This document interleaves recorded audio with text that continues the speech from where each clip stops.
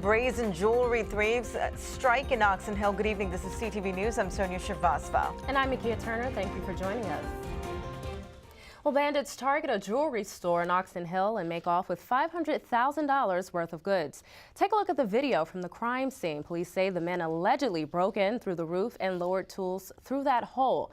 Then they spent hours using a blowtorch to break into a safe and rob the jewelry store.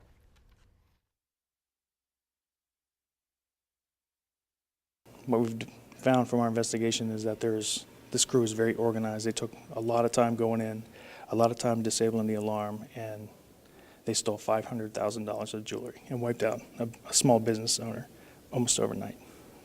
About how many suspects are we talking here? There's 3 suspects in the video that we can see. They are masked up. They're wearing gloves.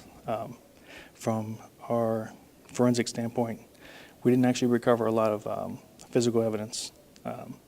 But there's 3 in the video, and we suspect there may be more. The jewelry store heist took place in May. Police released the video today. If you have any information on the robbery, you are urged to call Crime Solvers. That number is 1-866-411-TIPS.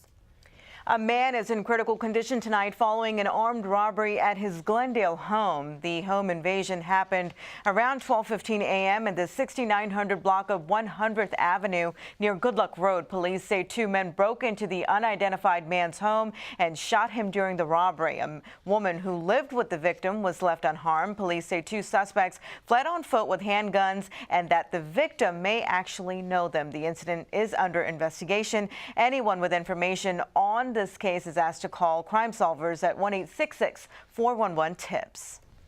Opponents of Maryland's new gun control law have filed suit to block the measure from taking effect. Now, earlier this year, Governor Martin O'Malley signed the law giving Maryland some of the nation's tightest gun regulations. It requires handgun buyers to submit their fingerprints to state police before purchases, limits handgun magazines to 10 rounds, and adds 45 guns to the list of banned assault weapons. Now, opponents claim the new law impedes their Second Amendment rights. The lawsuit was filed in federal court on Thursday, aiming to stop the measure from taking effect on October 1st.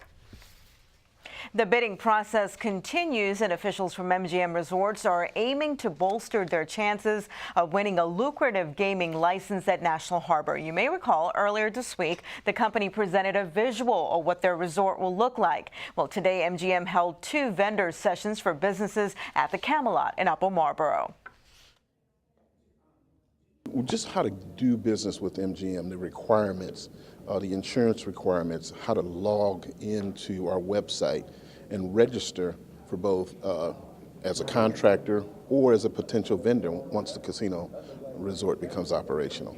We're able to store their freight that comes in if they're going to have a need, and if they're going to do a facility like that, they will need to house some things that they're not quite ready for yet, and they'll need a drop-off point.